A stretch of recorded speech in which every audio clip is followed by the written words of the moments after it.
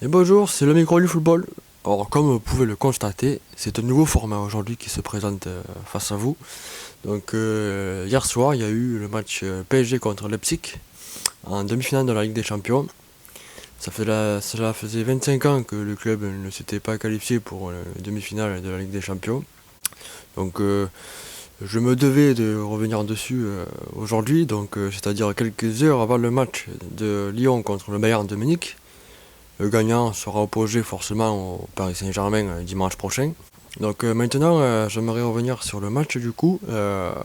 Donc c'est un Paris Saint-Germain bien appliqué qui a battu et écrasé Leipzig. J'aimerais revenir aussi sur deux autres joueurs parisiens. Le premier, Angel Di Maria, auteur du second but parisien, ce qui a permis de voir arriver un peu les Allemands, hein, pas comme dans une autre période. Pour Paredes, il est l'auteur de plusieurs belles frappes, des frappes tendues, fuyantes. Le gardien a réussi à s'interposer parce que il était quand même assez loin, il y avait 2, 3, 4 joueurs devant lui, et ce qui leur a permis de tenir un peu plus et ne pas avoir pris 2, 3, 4 buts en plus dans la besace. Défensivement, ils ont eu quelques frayeurs en début de rencontre. Ensuite, il y a eu quand même pas mal d'occasions du côté de Parisien durant la première période. Un poteau de Neymar, puis il me semble qu'un deuxième mi-temps aussi.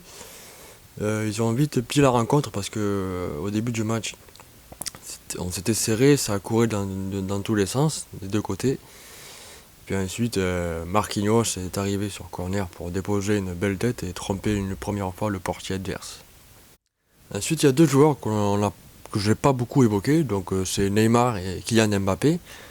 Donc Kylian Mbappé qui revenait entre guillemets à 100% de sa blessure.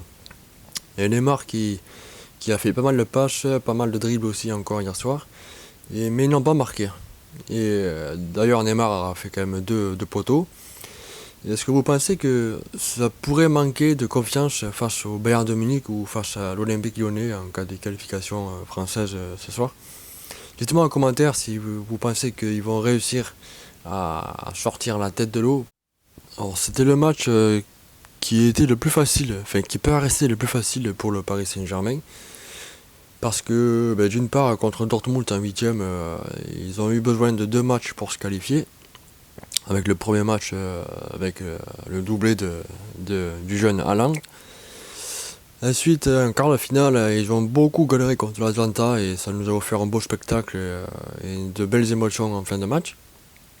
Et pour ce qui est de hier soir, au bout de quelques minutes, on savait qui allait être le vainqueur et le qualifié pour la finale. Je suis très heureux pour le Paris Saint-Germain. Par contre, il reste encore un gros morceau, que ce soit le Lyon ou le Bayern de Munich.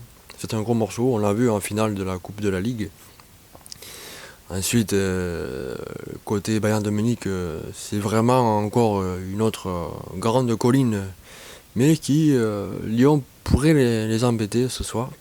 On l'a vu au match précédent contre Manchester City et aussi contre la Juventus que Lyon ont tenu défensivement mais aussi offensivement. Ils ont réussi deux petits exploits, on va dire, parce que c'est pas la première fois qu'ils éliminent des gros. Hein. On se souvient lors de leur très grande épopée en France entre 2000 et 2007.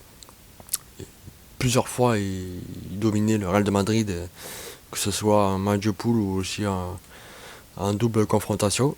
Et plus récemment encore, Manchester City, la saison dernière, il me semble, ils les ont gagnés une fois et le match retour, le match de poule, ils ont fait match nul. Donc ils ont l'habitude de ce niveau-là. Même si cette année en championnat de France, ils n'ont pas montré grand-chose. Même si le Corona les a stoppés dans leur remontada. Donc je pense que ce soir, quel que soit le vainqueur, ça sera un match serré pour le Paris Saint-Germain. Un peu plus, enfin la joute serait encore meilleure si c'était Lyon qui parvenait à bout du Bayern de Munich. Même si le Bayern a mis 8 buts à la défense du FC Barcelone, tout reste jouable, hein, comme on le répète, c'est un match, tout peut arriver, Paris peut se prendre une raclée.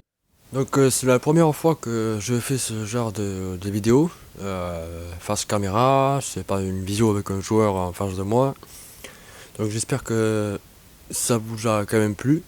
N'hésitez pas à déposer un pouce bleu parce que c'est quand même important pour le référencement des vidéos ou des interviews. Et ça m'aide surtout à ce que YouTube recommande l'interview ou la vidéo que vous voyez pour le montrer à d'autres personnes qui sont fans de foot, du Paris Saint-Germain, de Lyon, du Bayern, enfin de tout autre club dont je vais parler en vidéo ou en interview. Donc n'hésitez pas aussi en commentaire pour me dire si vous pensez que Lyon va passer dans quelques heures face au l'ogre allemand.